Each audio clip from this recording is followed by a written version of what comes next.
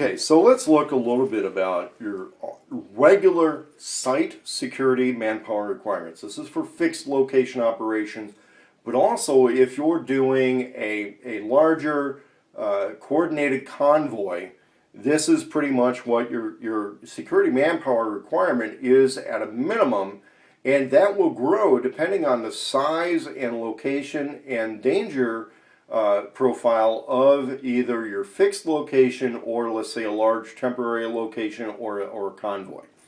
One, you need to have some sort of a communication center or talk, somebody that everybody can get on a radio with, talk to, send and receive intelligence information, and that needs to be manned 24/7. No, it's not negotiable. You need to man that situation 24/7. The only way you can really get that done is either to have 3 8-hour shifts or 2 12-hour shifts. Or you have a command and control section that rotates, but you do not leave that situation unoccupied. Now, you may leave that location unoccupied as long as the main primary coordinator takes the radio with them.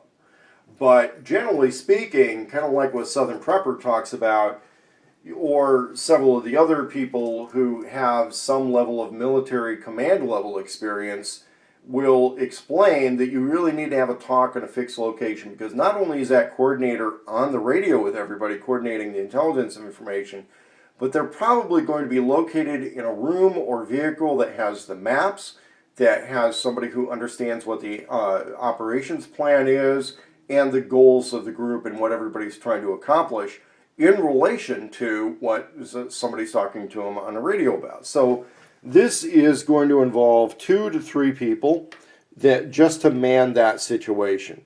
Now they may rotate shifts, but in any given day, once they're on that, it's going to be very difficult to have them doing anything else. And what they could do is perform other tasks at, let's say, the main house or the headquarters area, while their primary thing is they got to keep an eye on that radio. For example, let's say it's near your primary kitchen. They could be kitchen helpers, but if there's a radio call, they drop that spoon and they pick up the radio. Now, for security patrols and fire watch, you're looking at 4 people. And this is where I combine with our typical duty shift model and our fire watch model. But you also need to understand your 4 people for a typical duty shift are not going to be the same people as your fire watch. Those things overlap and somebody's got to get sleep sometime, right? So typical duty shifts are an 8-hour full-time shift. Okay, somebody's working, that's their job, that's what they do. It takes an 8-hour shift. Generally speaking, you're going to have a supervisory element on that.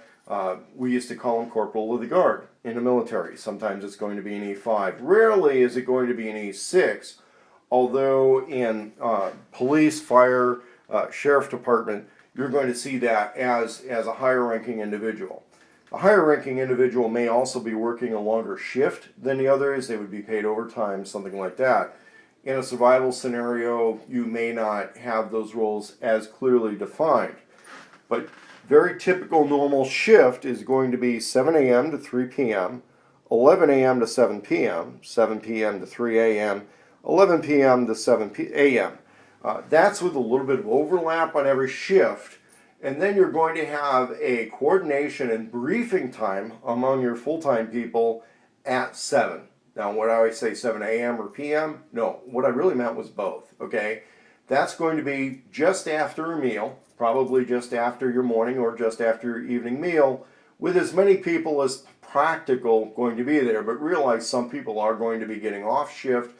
They're going to be sleeping at that. So basically, it's the post-meal, whether it's breakfast or dinner, the post-meal briefing where you talk about some things. It's your coffee hour or your dinner hour talk and your coordination.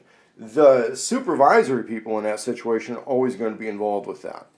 Now, what will happen is police departments tend to do this at 7 a.m. Sheriff's offices tend to do this at 6. Okay, that's just kind of a rule of the way it generally works out. Police departments in cities, it's around 7. Sheriff departments at 6. In a retail business, Retail stores tend to have 9 to 9. In my time in the car business, it would be 9 a.m. to 9 p.m. and they're not open at night. So you might have security people out there at night. What happens at 9 a.m. is the security people are coming in to the morning sales briefing, and they may be talking about, did they see somebody late at night or something like that. If in a 24/7 retail business where you have 24/7 a night shift that handles your orders and accounting, they also give a briefing at around 9 a.m. There's also going to be a close of business accounting period, usually between the owner of the business and the senior management, at 9 p.m. So 9 to 9 supervisory shifts are kind of a retail business. In the military, a lot of times we have it at 5 a.m., 5 p.m. A lot of that has to do with the fact that they do squeeze people for longer shift, and it's somebody having the 5 p.m. shift. A lot of times they're going to do all of that. It's going to be a very short briefing, and then they go to chow, whether it's 5 p.m. or 5 a.m. Typical fire watch is a nighttime shift. Okay, typical fire watch is a nighttime shift. You're going to have 4-hour shifts. Usually starts at dark or 10 p.m. Depending on what you've decided locally. Okay. So what we would generally call on a fire watch, whether you have 2 people or 1 person, it's from 10 to 2, and then partway through that shift, halfway through that shift, you're waking somebody up. A lot of times you only need 1 guy on your 10 to 2 shift. The reason for that is a lot of people are still going to be awake at 10 p.m. Okay, a lot of people are still going to be up. It's not the end of the world. At midnight, he's waking up the next guy. The next guy goes 12 to 4. At 2 a.m., the 10 to 2 guy, he's going to sleep. Then what happens at about that same time, they're waking up the 2 to 6 guy. At 4 a.m., the 12 to 4 guy, he's going to sleep. The 2 to 6 guy is waking up the 4 to 6 guy.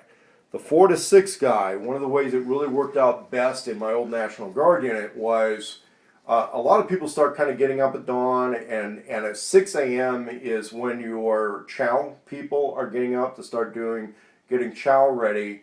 So what will happen is the last fire watch person transitions over to becoming the chow help.